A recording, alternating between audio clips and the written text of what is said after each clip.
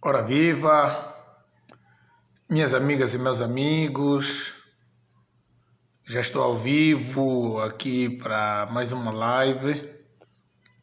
O prometido é devido e eu vou dar um tempinho para vocês aparecerem aqui nos comentários e assim eu vou dar início ao nosso assunto do dia de hoje.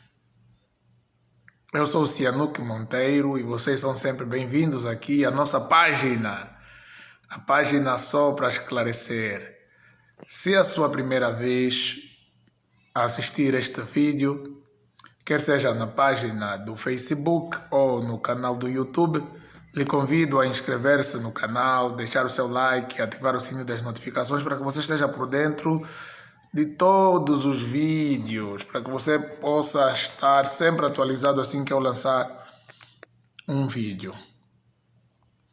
E você que está no Brasil, que quer contribuir para que o nosso canal possa crescer, eu vou deixar o Pix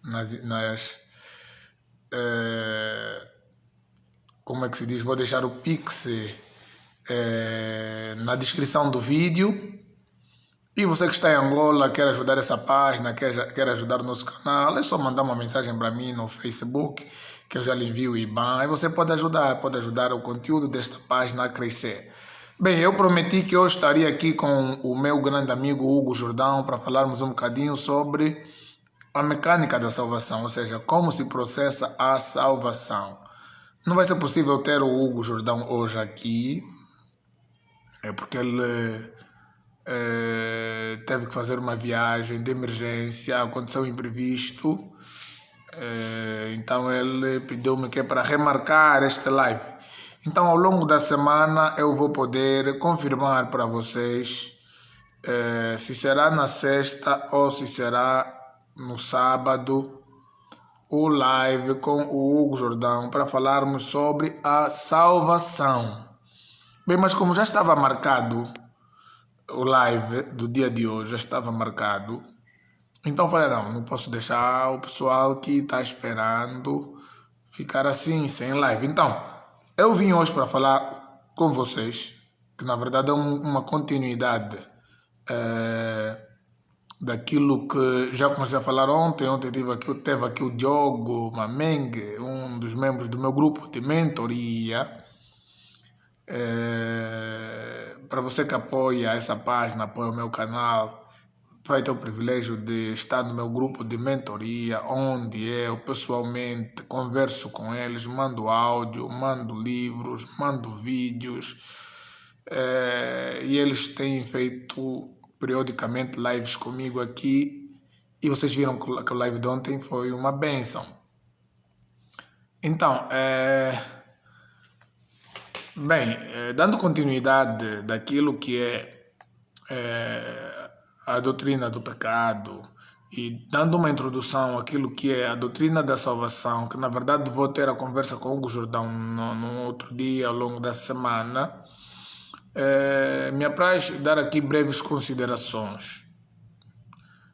Essas breves considerações consistem no seguinte: já foi falado ontem no live aqui que o pecado começou na esfera angelical. Alguém perguntou para mim: quem criou o pecado ou quem criou o mal? O diabo pecar é porque o mal ou o pecado já existia e ele pecou. Então, eu expliquei para este jovem que fez essa pergunta que o pecado não é um objeto que estava escondido ou guardado num determinado lugar. O pecado ou o mal é a violação do bem. O mal, no entanto, como disse aqui, a violação do bem é que é o mal. Ou seja, Deus criou uma ordem, Deus criou seres livres, Deus criou um padrão de vida, porque Ele é o autor, Ele é o consumador da nossa vida. E como dono da vida, como proprietário de tudo e todos, até porque os anjos foram criados por Deus, Deus estabeleceu normas. Essas normas foram violadas por um anjo que levou consigo a rebelião outros anjos. E esse anjo é lançado do céu para a terra. Por isso Apocalipse 12 diz: ai dos que habitam na terra e no mar, porque o diabo desceu até vós e tem grande ira, sabendo que pouco tempo lhe resta. Bem, o pecado entrou no mundo por causa do homem. Que homem é esse? Por causa de Adão. Presta bem atenção no que eu falei aqui. O pecado começou na esfera celestial, angelical, e entra no mundo porque Adão dá legalidade ao pecado entrar no mundo ao desobedecer a ordem de Deus. Você vê que o mal é sempre a desobediência do bem, sempre a violação do bem. E Adão pecou porque queria pecar, porque voluntariamente decidiu pecar. A tentação de Adão e de Eva foi semelhante à tentação de Cristo Jesus, diferente das tentações que nós vivemos.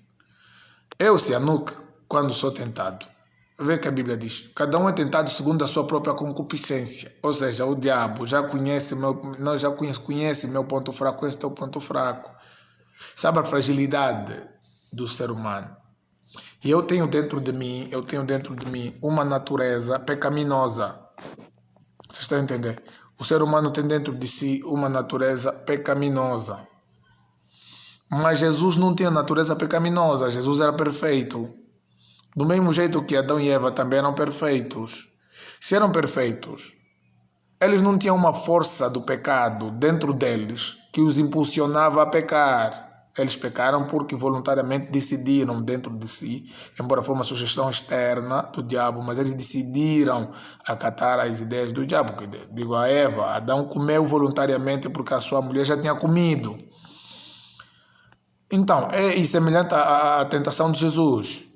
Já nós, Paulo, por exemplo, diz em Romanos 7, que o bem que ele quer fazer, o bem que quero fazer não faço, mas o mal que não quero esse faço. E vejo dentro de mim duas forças que lutam. Uma que me impede de fazer o bem que eu pretendo fazer. Outra que me leva a não fazer o mal que eu quero fazer. E isso vai de acordo com a palavra que diz que o espírito milita contra a carne e a carne milita contra o espírito para não fazeres aquilo que queres. Ou seja, é por causa dessa natureza adâmica. Natureza adâmica, estamos a falar da natureza de Adão, que todos nós herdamos. Prestem bem atenção aqui, que nós não herdamos a culpa de Adão, mas negamos aqui, não herdamos a culpa de Adão, mas herdamos a natureza de Adão. Por isso é que nenhuma criança é culpada. A criança nasce com a natureza pecaminosa, nasce com a natureza de Adão, a natureza caída, adâmica, mas essa criança ainda não é culpada de seus próprios pecados. As pessoas se perdem ou se perderão não por causa do pecado de Adão, mas porque elas decidiram permanecer em seus próprios pecados. Por causa de um homem entrou o pecado no mundo e por causa de outro homem entrou a vida. Todo aquele que crê será salvo, mas quem não crê não será condenado. Já está condenado. Para vocês que estão a entrar só agora, eu anunciei aqui que o live com Hugo Jordão vai ser na próxima semana, entre sexta ou sábado, porque ele teve uma viagem e ele próprio me disse, olha, não pode abordar o tema, porque esse é um tema que você tem que estar. Eu falei, você também tem que estar mesmo, porque eu gosto de falar com ele, gosto de conversar com ele. Temos muitas coisas em comum e uma das coisas que nós gostamos de abordar é a soteriologia, que é a doutrina da salvação. E para o dia não ficar perdido, então estou aqui a fazer esse resumo aqui. Não vou tocar nos pontos que eu vou tocar com ele na sexta ou sábado, ao longo da semana vou comunicar. Mas estou aqui para fazer essa introdução que eu estou a dizer aqui, que o pecado começou na esfera celestial, o pecado entrou no mundo por causa de Adão, nós nascemos nessa natureza adâmica, mas não herdamos a sua culpa. Adão foi restaurado a sua culpa. Mas Adão se perdeu, está no inferno ou está no céu? Adão está salvo. Salvo por quê? Quando Adão pecou, o que aconteceu? Aí houve o primeiro prenúncio do Evangelho, começou em Gênesis. Quando Adão pecou, ele se cobriu com folhas de árvore, mas Deus os cobriu com pele de animal. Folha de árvore Foi uma forma que Adão encontrou para cobrir sua própria nudez. Mas o homem, isso é indicativo do que o homem não tem poder para cobrir sua própria nudez. Foi preciso a morte de um inocente. Ou seja, para Deus cobrir o homem com pele de animal, significa que Deus matou esse animal. Se Deus matou esse animal, significa que houve derramamento de sangue desse animal para cobrir o pecado, a nudez de Adão. Essa nudez aí é um símbolo do pecado, não que o sexo seja o pecado ou o fruto, como muitas pessoas dizem, mas a nudez aqui representa a nudez espiritual, que é o pecado. E a morte desse animal inocente para cobrir o pecado do homem é um indicador daquilo que viria a acontecer na cruz do Calvário. Então, para aqueles que estão no meu grupo de mentoria que me acompanham, sabem que eu falei aqui em bibliologia, eu falei que tudo o que aconteceu no Antigo Testamento, na verdade era Deus preparando a mente do povo para compreender o que Deus faria no futuro. Então, como é que eram salvos os crentes do Antigo Testamento? Os crentes do Antigo Testamento eram salvos através da fé no Messias que havia de vir, que estavam à espera no futuro. E como é que nós hoje somos salvos? Nós somos salvos porque temos fé no Messias que já veio há 2000 anos atrás. Então vocês veem, o Messias está no meio. Os crentes do Antigo Testamento tinham fé no Messias que havia onde eles não viam. É por isso Jesus falou assim para os seus discípulos: vocês são bem-aventurados, porque vocês veem, vossos olhos veem aquilo que muitos profetas pediram a Deus para ver. Quer dizer, Isaías profetizou, a Virgem conceberá, os profetas profetizavam, mas eles próprios não entendiam, só profetizavam pelo Espírito Santo. Mas como é que vai ser? Eles oravam a Deus para ver, mas Deus não permitiu. Deus permitiu João, que escreveu, e vimos a sua glória. No princípio era o verbo era Deus, o verbo estava com Deus. E o verbo se fez carne, habitou entre nós, e nós vimos a sua glória como a glória do unigênito de Deus. E Jesus falou para eles: vocês viram, vocês veem o que muitos apóstolos, muitos profetas, pediram para ver. Pediram para ver o quê? Pediram para ver o Cordeiro de Deus que tira o pecado do mundo. Mas como estou aqui a dizer, antes do Cordeiro de Deus chegar, descer, tirar o pecado do mundo, acontecia a expiação no Antigo Testamento. A expiação no Antigo Testamento que era?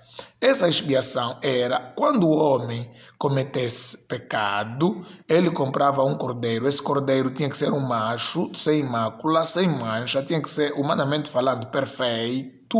Então esse cordeiro era levado até o sacerdote. E a pessoa que cometeu o pecado colocava a sua mão sobre a cabeça deste cordeiro, confessando os seus pecados. Esse ato de confessar o pecado com a imposição de mão no cordeiro, que é o animal inocente, representava a transferência do pecado do pecador para aquele animal. Assim, aquele animal era degolado, era morto pelo sacerdote. Quando era morto pelo sacerdote, representa então o que? Aquilo que Cristo faria. Representa a morte de Cristo no lugar do pecador. Representa a morte de Cristo no lugar do pecador. E depois do pecador confessar seus pecados, o que acontecia? O cordeiro era morto, era assado, e o próprio pecador participava comendo da carne do cordeiro. Esse comer da carne do cordeiro representa o quê? O perdão dos pecados, a comunhão entre Deus e o pecador após o perdão dos seus pecados. Reparem que havia a expiação individual, que é esse que o indivíduo pecou. O indivíduo pecou, comprava o cordeiro, colocava a sua mão e confessava o seu pecado, e tinha o dia da expiação. O dia da expiação é aquele dia que o sumo sacerdote entrava uma vez por ano no lugar santo dos santos para fazer o quê? Para levar o sangue do cordeiro que já foi degolado, morto e assado lá fora no altar do holocausto. Ele trazia o sangue até o Santo dos Santos para derramar aspergir sobre o propiciatório. Propiciatório esse que era a caixa onde tinha os 10 mandamentos, a tampa que é chamado propiciatório, onde tinha 2 querubins que olhavam para a lei. Lei é essa que mostrava a nudez do homem, como estava em falta diante de Deus. O sumo sacerdote aspergia o sangue aí na direção onde olhavam os querubins, que tinham a imagem lá na tampa, no propiciatório. E então os querubins vinham o quê? Vinham o sangue em vez de ver a lei que condena o homem. O que significa aquilo é se cobrir, é que nós chamamos de expiação. Cristo fez o papel primeiro do Cordeiro. Ele é o Cordeiro de Deus que tira o pecado do mundo. Mas Cristo não é apenas o Cordeiro, Cristo também é o sacerdote.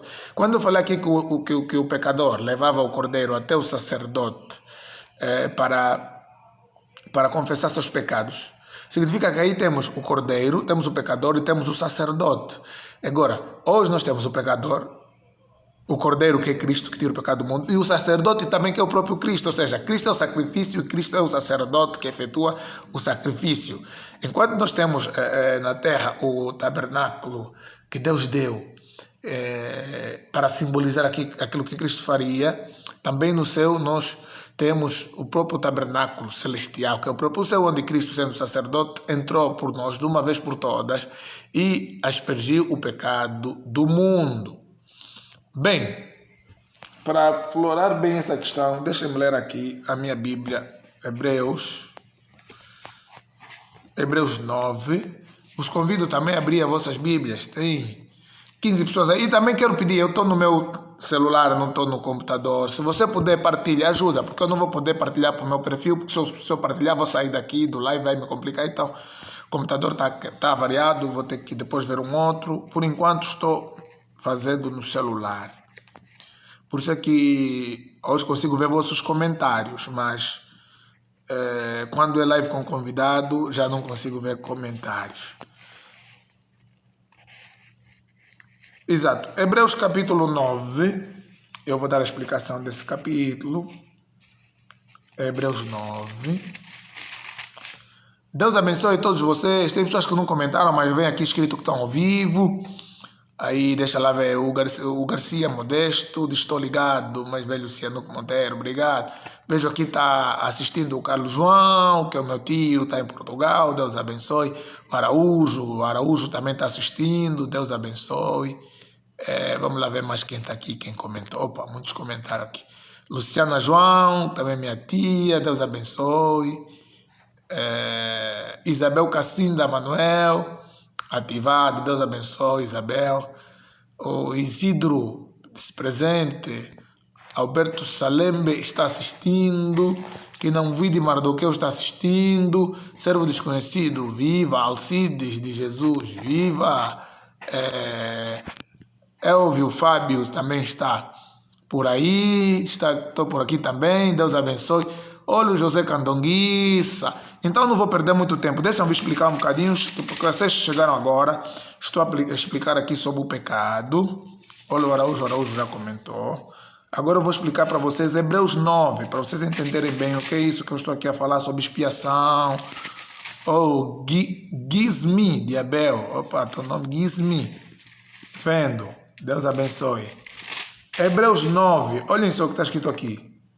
Hebreus 9. Quem puder, abre sua Bíblia na tua casa. Quem não puder abrir, aponta o capítulo. Depois você vai receber aqui a explicação. E depois, então, de receber a explicação, você vai ler já com uma melhor compreensão. Diz o seguinte. Ora, a primeira aliança também tinha preceitos de serviço sagrado e o seu santuário terrestre. Qual era a primeira aliança? Estamos a falar do Antigo Testamento, que é a primeira aliança, o primeiro pacto que Deus fez com o povo de Israel. Qual é a segunda aliança? A segunda aliança tem a ver com o pacto que Deus fez com Cristo na cruz do Calvário. Então está dizendo aqui também tinha preceito sagrado e seu santuário terrestre. O santuário terrestre é o tabernáculo que Deus deu a Moisés para fazer. Deus deu a medida, Deus explicou como é que ele tinha que fazer e ele fez. Na verdade era uma réplica do céu, do santuário celestial.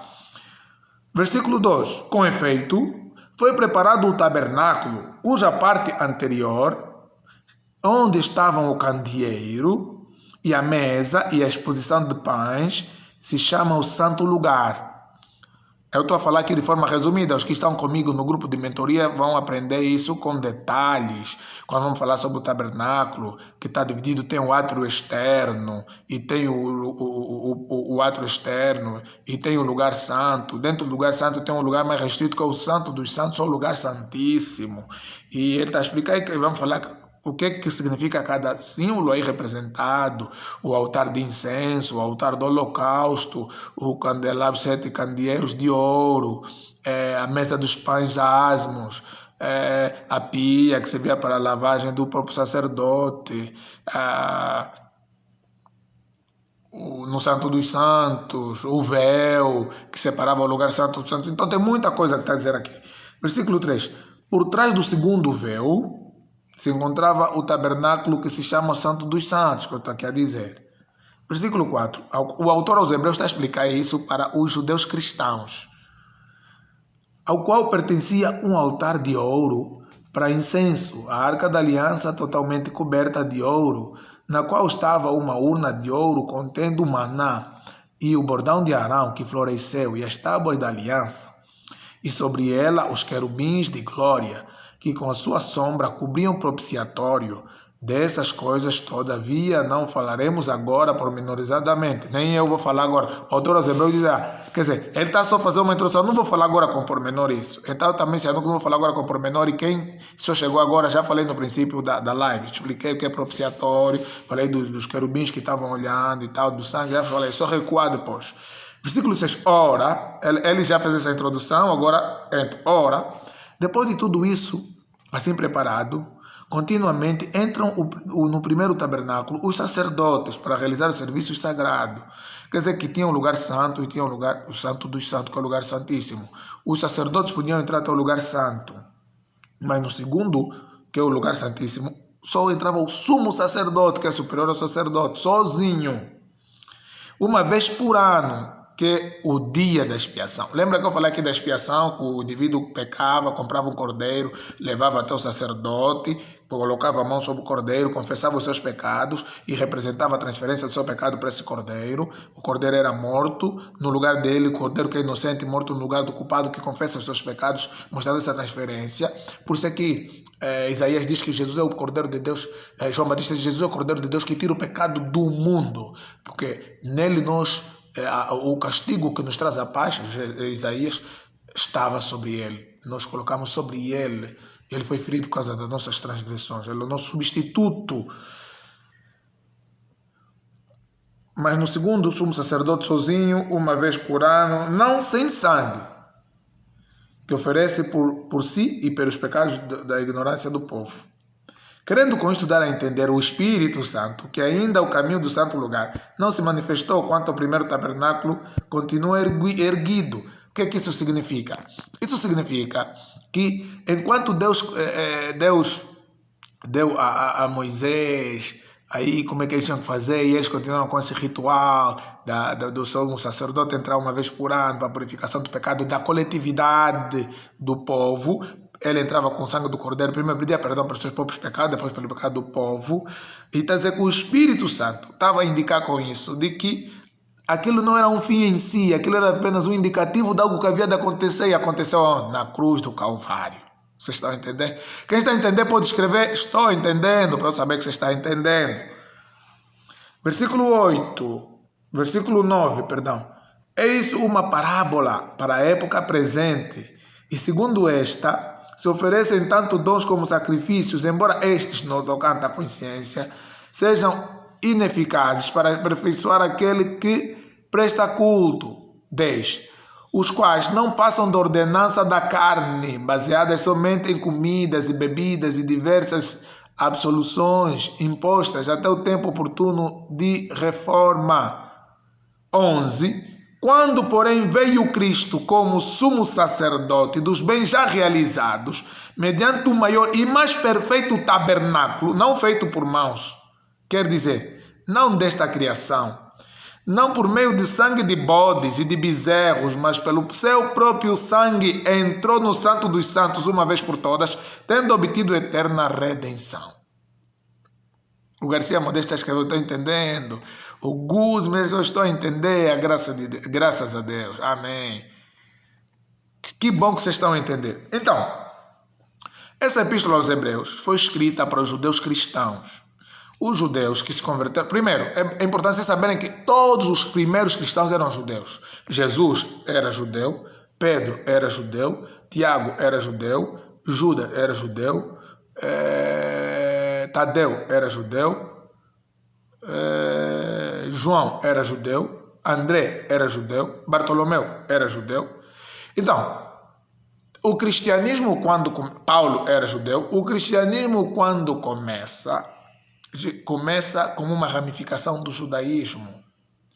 Mas depois, olha que Cristo disse para os judeus, para os seus discípulos: ainda tenho ovelhas que não são deste aprisco.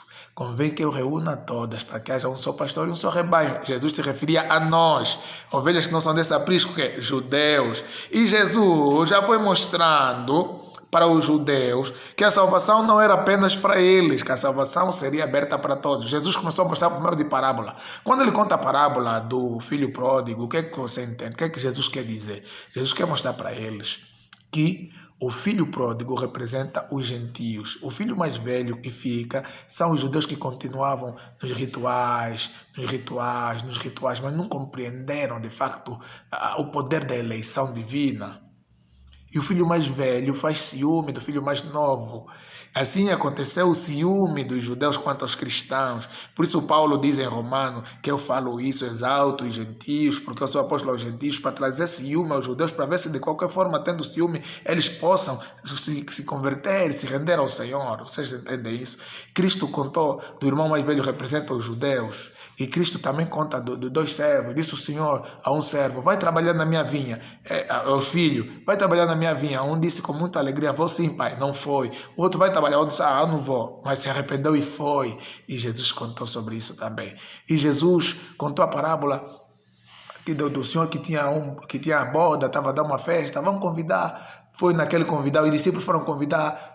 Não, hoje não vou poder, comprei um carro, vou ter que inaugurar. Vai naquela, não, tem uma vinha, vou ter que lavrar. Cada um deu desculpa para não aparecer. Ele disse: abram a porta e convidem qualquer pessoa que tiver a passar. Coxos, mancos, cegos. Entra quem quiser. O que significa que Jesus estava a dizer o quê? Estava a dizer por parábola que a porta havia de se abrir para os gentios. E eu comentei no meu Facebook, para quem me segue no Facebook, eu comentei no meu Facebook que se Jesus não usasse Paulo, na verdade o cristianismo seria apenas mais uma seita do judaísmo, como os fariseus, como os essênios, como os saduceus.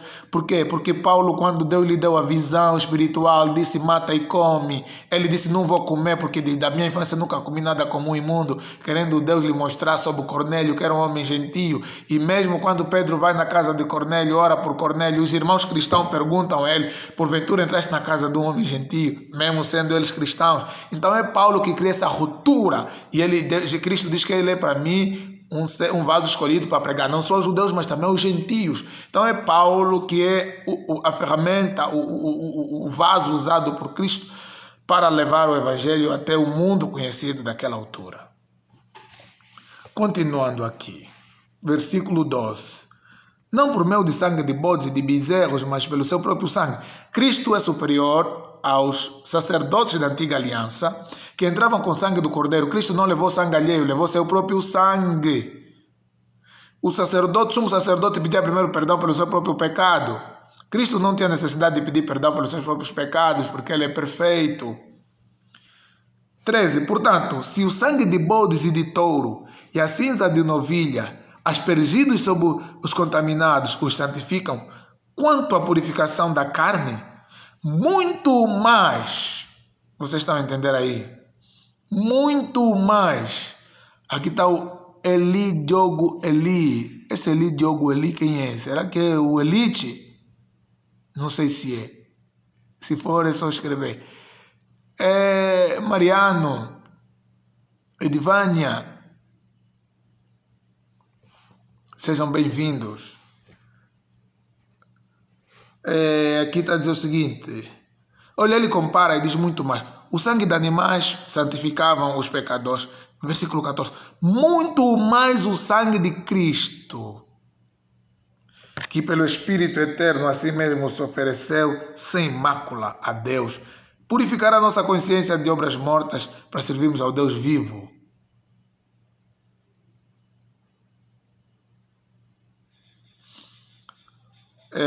Vou já explicar aqui. É bom, façam perguntas. Aqui o Rabi de Souza escreveu: prezado pastor, apesar da redenção, os crentes não perderam a sua natureza adâmica, ainda pecam. Acaso estes ficam privados da redenção por manterem e agirem conforme a sua natureza? O Isaú Barro Jerônimo diz: Deus abençoe o meu pai, aprendendo sempre muito mais o sangue de Cristo. Muito mais. O objetivo do livro aos Hebreus é mostrar a superioridade de Cristo. Ele vai mostrar assim, que Moisés foi usado por Deus assim, muito mais Cristo. Porque Cristo disse: ora, o servo não fica para sempre em casa, mas o filho fica. Se faz o filho vos libertar, verdadeiramente sereis livres. O autor aos Hebreus diz que o filho é superior. Ele vai dizer: olha, o sangue de animais purificava muito mais o sangue de Cristo. Então estava a dizer que essa epístola aos Hebreus foi escrita para alertar os judeus cristãos que queriam voltar ao judaísmo, que aí onde vocês estão a voltar é na obra morta. Aqui é muito mais. Boa. Sobre a pergunta do Rabi de Souza, prestem bem atenção, já falei aqui, o homem herda a natureza adâmica, mas é culpado por seus próprios pecados, não é culpado pelo pecado de Adão. Cristo, você vai dizer que, mas Adão pecou, eu não estava lá. Quando Cristo também morreu, você também não estava lá. Por causa de Adão entrou o pecado, por causa de Cristo entrou a salvação. Ninguém vai ser julgado pelo pecado de Adão. Eles vão ser julgados pelos seus próprios pecados e por quererem permanecer neles. Ninguém é obrigado a permanecer em seus próprios pecados. Prestem bem atenção. Quando o homem aceita Jesus Cristo como seu Senhor e Salvador, ele recebe outra natureza. O homem é criado à imagem e semelhança de Deus. O pecado não tirou a imagem e semelhança de Deus no homem. O pecado manchou a imagem e semelhança. Cristo veio e restaurou essa imagem e semelhança. O pecador, veja a diferença entre o pecador. O pecador não tem luta de duas naturezas dentro dele. O pecador é escravo do pecado. O pecador peca quando o diabo diz que ele tem que pecar. O pecador já não é tentado. O pecador já vive no pecado. O crente que aceitou Cristo, ele recebe o Espírito Santo. Por isso Jesus Cristo disse que não se coloca remendo novo em pano velho, por causa de se romper o pano. Não se coloca vinho novo em odre velho. Ele está a dizer que não se coloca o Espírito Santo numa pessoa que está morta espiritualmente. Essa pessoa primeiro precisa ser regenerada, que é o novo nascimento. Quando a pessoa crê em Cristo, nasce de novo. Quando nasce de novo, Deus ressuscita seu espírito que estava morto. O próprio Espírito de Deus entra nele. Por isso a Bíblia diz o seguinte, Deus disse no Antigo Testamento: tirarei de vocês o coração de pedra e colocarei em vocês o coração de carne e porei o meu espírito em vocês e farei com que andeis no meu caminho. Vê que Deus vai, tira o coração de pedra, coloca o coração de carne, coloca o Espírito dele em nós e ele próprio faz com que nós andemos no caminho dele. É só por causa do Espírito Santo que nós conseguimos vencer a tentação. E temos essa luta que Paulo diz, a luta entre o Espírito e a carne. Está a dizer, o pecador, ele não tem luta, ele é escravo do pecado. E Paulo diz que nós, outrora, também éramos escravos do pecado e andávamos segundo o curso deste mundo. Agora que temos Cristo, nós temos, o Espírito foi ressuscitado, nossa alma está sendo salva, nosso corpo será salvo. O nosso espírito foi salvo quando cremos ao Senhor, foi regenerado. Nossa alma sendo salva, à medida que nós vamos ouvindo a palavra, vamos sendo edificados, vamos deixando costumes errados. Vamos deixando. A Bíblia diz que aquele que diz que não tem pecado é mentiroso. E também ao mesmo tempo que diz que aquele que é nascido de Deus não peca, conserva-se a si mesmo. Que é nascido de Deus não peca. E aquele que diz que não tem pecado é mentiroso. Como assim? Bem, uma coisa é pecar, outra coisa é cometer pecado. Quando a Bíblia usa o termo pecar, está a falar do ímpio. Está a falar da pessoa que continua na prática do pecado. Nós não continuamos sujeito ao pecado, fomos resgatados, fomos comprados. Jesus comprou-nos do pecado com o seu próprio sangue. Já não somos dele. Por isso a Bíblia diz, não foi com coisas vãs, corruptíveis, como ouro ou prata, que foste resgatado da vossa vã maneira de viver, mas com o sangue de Cristo. Agora que temos o Espírito e que fomos resgatados, nós, claro, cometemos pecados no nosso dia a dia. E nós confessamos, pedimos perdão. Entendeu? Então, e Paulo diz que isso que é corruptível vai se revestir de incorruptibilidade. Na manifestação de Cristo, o nosso corpo, que aguarda a salvação, que é a redenção do corpo, vai se revestir de imortalidade e de incorruptibilidade. Aí já não haverá mais pecado nenhum. Ou seja, aquele que é nascido de Deus não permanece no pecado. Cometemos um pecado, confessamos e levantamos, continuamos a caminhada para frente. Quando alguém comete um pecado, ele não perde salvação, perde comunhão. Precisa arrepender-se. O Espírito Santo também não sai. O Espírito Santo não brinca aquela brincadeira, não brinca, mete, tira, mete ao meio, sai fora e mete. E tira.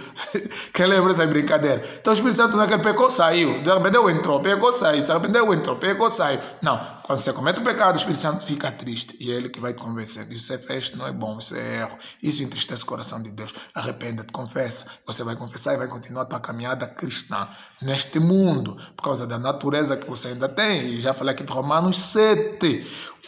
Lulu, acho que é mulher, não é homem, né? É a irmã Lulu, escreveu aqui esclarecedor.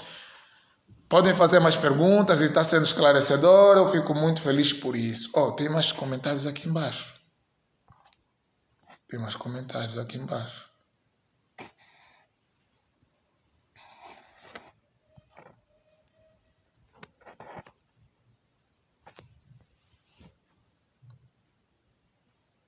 Amém. Os outros comentários é Deus abençoe e por aí fora. Então, eu diz aqui. Então, continuando aqui. Versículo 11.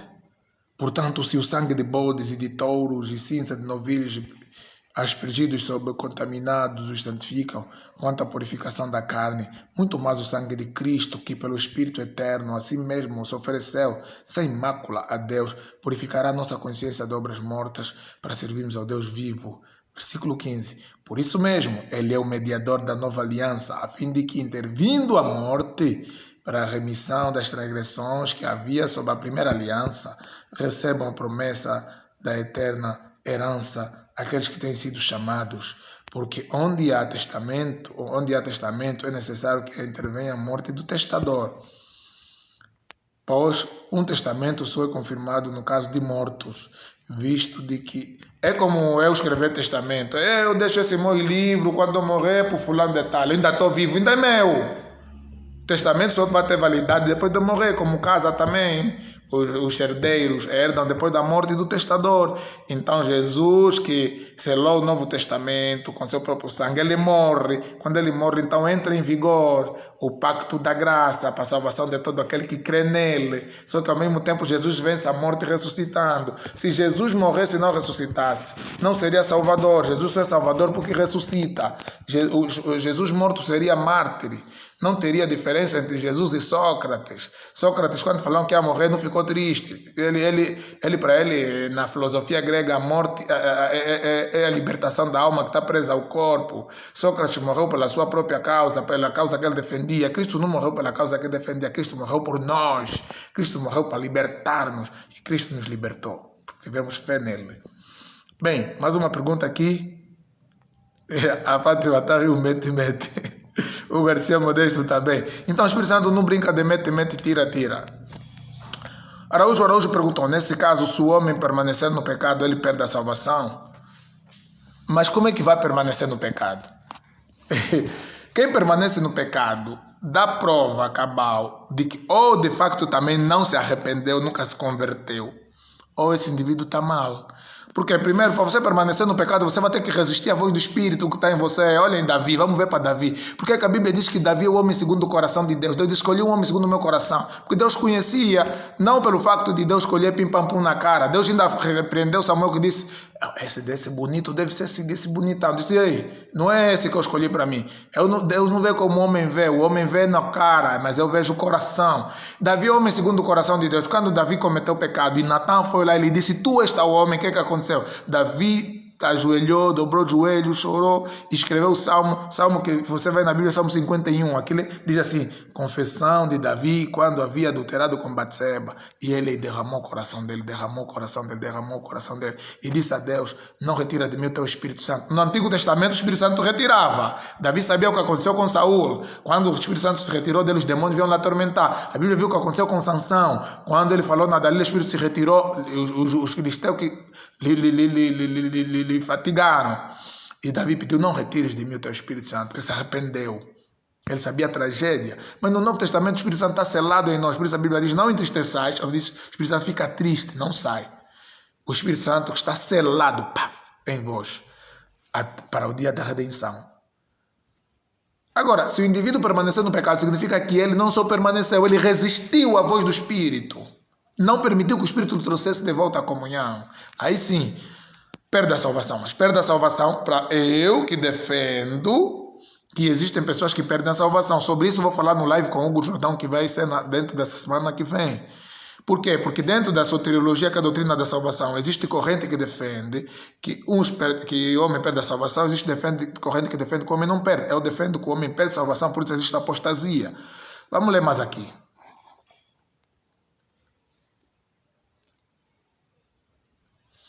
Quem morrer sem ter o conhecimento da morte de Jesus Cristo, portanto, sem ter se convertido, será salvo. Olha que Pedro diz em Atos 4:12, e em nenhum outro há salvação, porque também debaixo do céu não há nenhum outro homem que venha a ser salvo. E olha o que Paulo também diz, os que pecaram sem lei serão julgados. Nós só temos que acreditar no critério de Deus para julgar, porque Paulo diz que quando o homem que não tem conhecimento da lei e nem tem conhecimento de Cristo faz o bem, faz o mal, eles têm dentro deles a lei da consciência que os acusa e os defende, não, isso é bom, não, isso é mal. Então Deus tem o critério para julgar cada um dos homens. Isso está a cargo de Deus. A salvação é por meio de Cristo. E aqueles que não tiveram conhecimento de Cristo, porque a salvação não chegou até eles, Deus tem o critério como vai julgar cada homem. No tempo da lei, Deus tem o seu critério. Não vai julgar por Cristo. Vai julgar porque não tiveram fé naquele que deu a lei. Fé naquele que disse que o Messias viria. No nosso tempo, quem ouviu o Evangelho e negou vai ser julgado porque não teve fé no Salvador do mundo. E aqueles que não ouviram, Deus também tem o seu critério como que vai lidar com eles.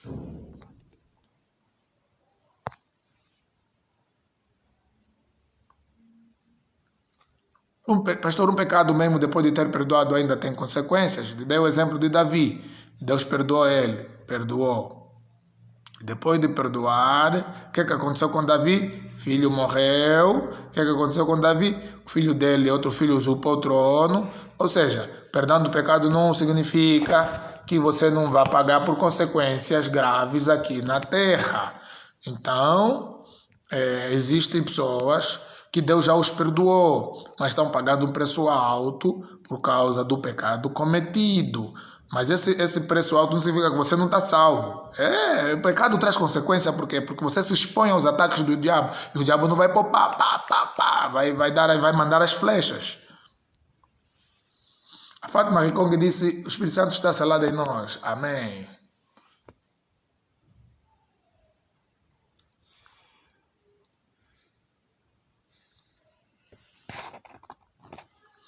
Vamos ler mais aqui o Rabi de Souza. Diz, prezado pastor, entendo que o texto áureo da Bíblia, João 3,16, é muito abrangente, extensivo ao resto da humanidade, não exclusivo aos crentes. No entanto, o resto da humanidade não frequenta a igreja e não cumpre com o resto dos preceitos, incluindo o arrependimento, o batismo, etc. Como entender João 3,16? Bem, tem coisas que eu não posso tocar porque é com live com o Hugo Jordão, senão se eu falar já todo hoje no live, ainda não vai ter mais lógica também o meu convidado chegar, porque há coisas que ele vai explicar. Mas João 3,16, primeiro, você tem que entender o contexto de João. Os que estão no meu grupo de mentoria sabem, já os ensinei isso. Não pulem logo por versículo 16, vão no versículo 1, que diz, ora, havia um homem entre os fariseus, príncipe dos fariseus, chamado Nicodemos. Esse foi ter com Jesus de noite e disse, Rabi, bem sei que és mestre, vindo de Israel, porque ninguém pode fazer essas coisas se Deus não for com ele. E Jesus olhou para ele dizendo, em verdade te digo, aquele que não nascer de novo não pode entrar no reino de Deus. Importa a terra nascer. Então, é nesse contexto que Jesus vai falar isso. Jesus fala, rebate Nicodemos, aquele que não nascer, ele ainda pergunta como pode nascer, aquele já é velho, Depois Jesus chega no versículo 15 e diz, assim como Moisés levantou a serpente no deserto, importa que o Filho do Homem seja levantado, para que dê vida eterna àqueles que creem nele. Porque Deus, ele está a explicar porque Deus, ele começa com porque, a explicação do versículo anterior.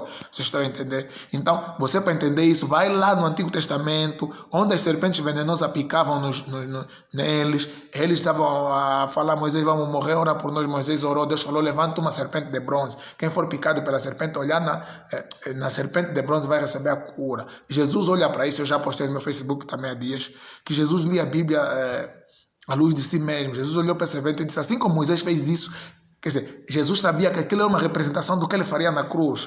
Por isso Jesus também disse, assim como Jonas teve 3 dias no ventre do peixe, importa que o Filho do Homem esteja 3 dias no ventre da terra. Ou seja, o que aconteceu no Antigo Testamento, a Bíblia diz, são sombra das coisas que haviam de vir. Ou seja, é a prefiguração daquilo que Cristo faria. Cristo fez uma obra pelo mundo, mas essa obra é eficaz na vida daquele que crê nele. Bem, tá, o Indiro Chances disse presente. Olha, estão presentes já no fim, eu já estou indo embora. O Gelson Moraes, e glória a Deus, amém. Ainda bem que vocês entenderam. Bem, hoje eu vou ficar por aqui, Foi só um cheirinho para matar essa sede e para não deixar vocês assim, no vazio, no vácuo, como diz o brasileiro. Mas entre sexta e sábado estarei aqui com o Hugo Jordão para mais um live. Obrigado pelo carinho da vossa audiência. Olha, partilhem. Eu vou entrar nos vossos perfis, vocês todos estão aqui a comentar e vou ver se vocês partilharam. Se não partilharam, vou falar assim, vocês são uma gala. Só vem mesmo aqui ver, não partilham. Tem que partilhar. Ajudem mais pessoas a conhecer essa página, mencionem vossos amigos. Quem acha que essa página tem conteúdo bom e quer ajudar a página, também só falar, pastor, qual é o IBAN para eu mandar uns 5 mil, uns 10 mil. Isso já vai ajudar. Isso ajuda nós a comprarmos livros. Isso ajuda a nós comprarmos livros, e livros não são baratos, para poder vos ensinar, né?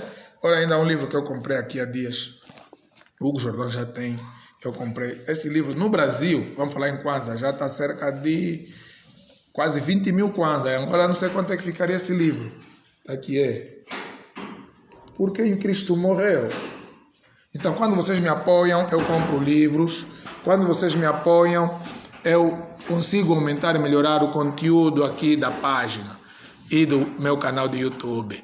Então, Deus em Cristo vos abençoe. Estaremos juntos até o próximo live.